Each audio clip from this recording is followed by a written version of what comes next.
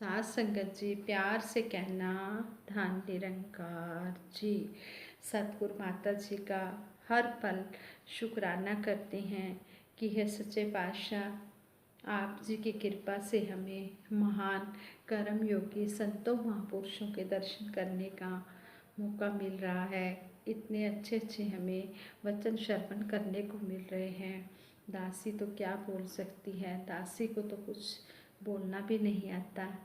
दासी तो जो कुछ भी बोल रही है ये सब आप संतों की सिखलाई है और आप जी से ही दासी सीख रही है। ऐसे ही दासी विचार रखेगी, आप जी परवान करना।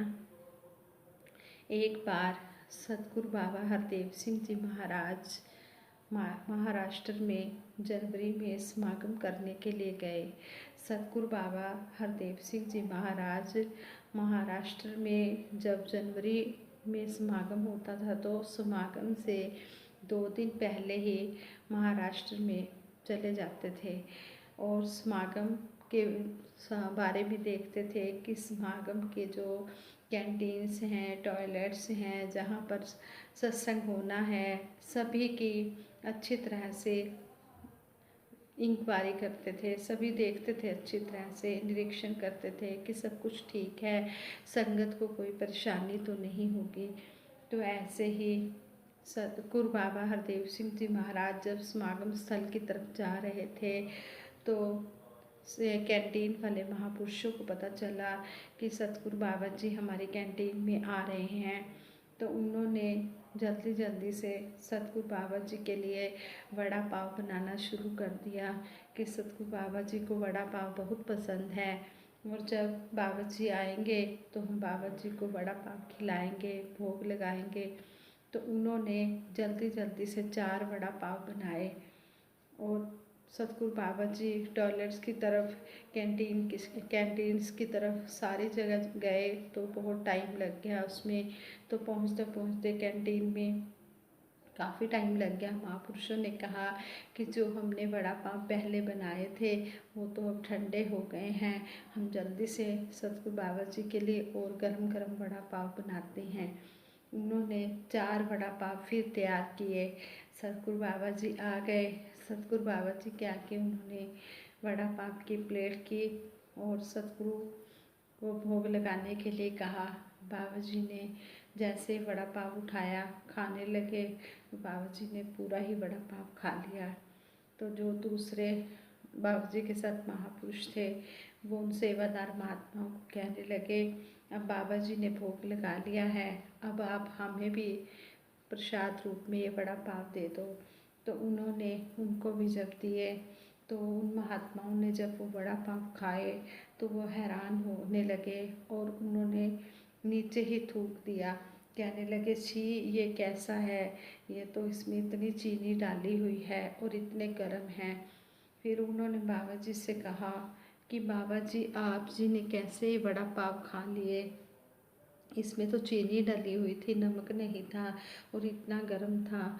तो बाबा जी कहते हैं मैंने तो नहीं, दास ने तो नहीं खाया। फिर उन्होंने दूसरी बार फिर कहा, तब भी बाबा जी ने यही कहा कि दास ने तो वड़ा पाव नहीं खाया। तीसरी बार उन्होंने कहा कि बाबा जी आप जी ने तो पूरा ही खाया है। तो सतगुरु बाबा जी कहने लगे, दास ने वड़ा पाव नहीं खाया, दास ने तो महात्माओं की श्रद्धा देखी है, श्रद्धा भाव देखा है, प्यार देखा है। दास ने तो उनका प्यार खाया है, प्यार लिया है उनसे। ऐसे थे हमारे सतगुरु बाबा हरदेव सिंह जी महाराज, जो सभी के ही पर्दे ढकते रहे, किसी का भी निरादर नहीं किया, सभी को अपने गले से लगाया। जो भी शरण में आया तिसकंठ लगाया, सभी को प्यार देते रहे और इस ब्रह्म ज्ञान से जोड़ते रहे और सारे संसार में यही प्रचार सत्य का करते रहे। अपने आराम की भी परवाह नहीं की और दिन रात मानवता के कल्याण में ही लगे रहे और यही कहते रहे कि जिस जोत दा अंश है बंदे, इस जो तुम जानते सही, जिस दियाँ देतियाँ दाता वरते, ऐसे दाते पहचानते सही। हे इंसान, तू जिस जोत का अंश है इसकी पहचान कर ले। जिसके दिए हुए तू ये पदार्थ प्रयोग कर रहा है खाने पीने पहनने में, इस मालिक की पहचान कर ले, ये देने वाला कौन है।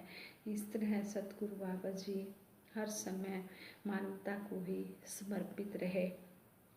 ऐसे ही दासी एक विचार और आप जी के चरणों में रखे कि एक बार समागम के दिनों में एक बहन ने महात्मा बंटी जी को एक लेटर दिया और कहा ये बाबा जी को दे देना। उस लेटर पर ना ही बहन का नाम लिखा था और ना ही कोई फ़ोन नंबर था। तो सतगुरु बाबा जी ने जब देखा कि उस बहन के घर का कोई एड्रेस भी नहीं, नाम भी नहीं और कोई फ़ोन नंबर भी नहीं, सतगुरु बाबा जी के पास ऑलरेडी 17-18 लेटर पहले थे, लेकिन उन पर तो सब कुछ लिखा हुआ था। तो सतगुरु बाबा जी ने महात्मा बंटी जी से कहा कि आप यह लेटर अलग अपने पास रख लो, जिस पर कोई एड्रेस नहीं था। उस लेटर को महात्मा बंटी जी के पास रखने के लिए बाबा जी ने कहा। अगले दिन समागम में उस बहन को लाखों की भीड़ में सतगुरु बाबा जी ने पहचान लिया और महात्मा बंटी जी से कहा कि उस बहन को बुला कर लाओ। वह खड़ी है वो बहन जो कल यह लेटर देकर गई थी, जिस पर ना तो उस बहन का नाम था, ना एड्रेस था, ना ही फ़ोन नंबर था। देखो कैसे सतगुरु सच्चे पातशाह ने लाखों की भीड़ में उस बहन को पहचान लिया। महात्मा बंटी जी जब उस बहन को बुलाने गए कि आप जी को सतगुरु बाबा जी ने बुलाया है, वो बहन आई, बाबा जी के चरणों में नमस्कार की और बाबा जी कहने लगे यह लेटर कल आप ही देकर गए थे, आपने विनती की है कि आप जी के घर चरण डालने जाना है। तो बहन कहने लगी हाँ जी विनती तो की है और आप जी चलोगे। तो सतगुरु बाबा जी कहते हैं कि आप जी बुलाओगे तो दास क्यों नहीं आएगा। तो सतगुरु बाबा जी के साथ 8-10 गाड़ियाँ थी।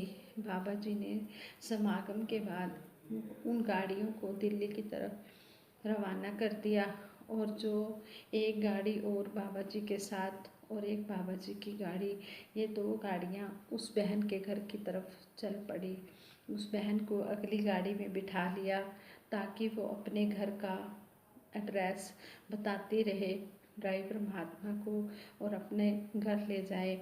जब वो बहन के घर जाना था तो रोड पर ही गाड़ियाँ रोकनी पड़ी, क्योंकि बहन का घर जिस गली में था उस गली में गाड़ियाँ नहीं जा सकती थी। तो वहाँ से सतगुरु बाबा जी को 8-10 मिनट पैदल चलना पड़ा। जब सतगुरु बाबा जी उनके घर में गए, उन्होंने भोग लगाया, नमस्कार की, तो वो बहन बाबा जी से कहती है बाबा जी आप जी ने दासी की लाज रख ली। एक बार नहीं, 2 बार नहीं, उस बहन ने 3 बार कहा बाबा जी आप जी ने दासी की लाज रख ली। तो महात्मा बंटी जी भी सतगुरु बाबा जी के साथ थे। वो कहने लगे उस बहन को आप ये क्या कह रही हो, आपको तो ये कहना चाहिए कि बाबा जी आप जी ने बड़ी कृपा की है, आप जी का बहुत धन्यवाद, लेकिन आप कह रहे हो कि आपने दासी की लाज रख ली। तो बहन कहती है कि इस क्वेश्चन का उत्तर तो मैं बाबा जी के सामने ही दूंगी। तो बाबा जी के सामने आई, कहने लगी बाबा जी आपने लाज इस तरह रखी क्योंकि जो मेरे पति थे वो कहने लगे कि अगर निरंकारी बाबा हरदेव सिंह जी महाराज हमारे घर आएंगे तब तो मैं सत्संग से जुड़ जाऊंगा, सत्संग में भी जाऊंगा, लेकिन अगर वो हमारे घर नहीं आएंगे तो मैं आपको भी सत्संग में नहीं जाने दूंगा। तो बहन कहने लगी कि अब आप हमारे घर आ गए हो, अब दासी को डबल खुशी मिल गई है। पहले दासी अकेली सत्संग में जाती थी, अब दासी के हस्बैंड भी सत्संग में जाएंगे। संगत जी इस तरह उस बहन ने सतगुरु बाबा जी से आशीर्वाद लिया और किस तरह सच्चे पातशाह ने उसकी बात को किस तरह समझ लिया ये अंतर्यामी है, घटघटवासी है। ना तो उस लेटर पर कोई एड्रेस था और ना ही कोई नाम था, ना ही फ़ोन नंबर था। फिर भी सतगुरु सच्चे पातशाह ने उसको पहचान लिया। तभी तो कहते हैं कि अंतर्यामी है, ये घटघटवासी है, इस सबके दिलों की जानता है। संपूर्ण हरदेव वाणी में शब्द भी है। सतगुरु बाबा हरदेव सिंह जी महाराज ने कहा है, गुरु की शिक्षा से तो मन के भाव बदलने लगते हैं। झूठ में जीने वाले सच की डगर पे चलने लगते हैं। गुरु की शिक्षा तो बंदे को नेकी से भरपूर करे। गुरु की शिक्षा सदा दिलों से बदी बुराई दूर करे। गुरु की शिक्षा तो सदा ही नम्रता सिखलाती है। गुरु की शिक्षा तो इस मन का मिथ्या मान मिटाती है। गुरु की शिक्षा पर जो चलता आनंद से भरपूर रहे। कहे हर देव भय चिंता से कोसों कोसों दूर रहे। संगत जी, गुरु की शिक्षा से ही मन के भाव बदलते हैं और गुरु की शिक्षा से ही हम सच्चाई के रास्ते पर चल सकते हैं और गुरु की शिक्षा से ही मन में नम्रता आती है। जिन्होंने गुरु की शिक्षा को धारण कर लिया है उनका जीवन सुखमय हो गया है। हम सतगुरु की जो भी बात सत्संग में सुनते हैं उसको अपने जीवन में ढालें। कहते भी हैं कि साधु का जो बोल भी आए सुनना और सुनाना है। इस मन ने सुनना है और कर्म द्वारा सुनाना है। संगत जी दासी सभी के लिए सतगुरु माता जी से अरदास करती है, सच्चे पातशाह सब दा भला करो करतार, साडी मंग है ये दातार। संगत जी सभी के लिए अरदास है, सच्चे पातशाह भले की सभी के लिए कामना करते हुए दासी भी शब्दों से आप जी से इजाज़त चाहेगी।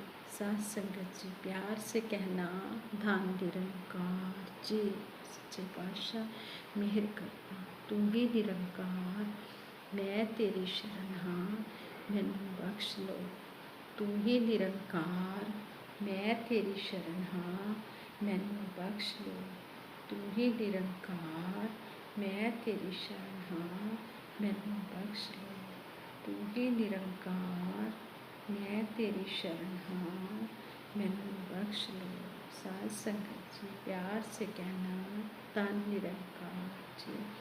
सतगुरु माता सुदीक्षा सवितर हरदेव जी महाराज की जय।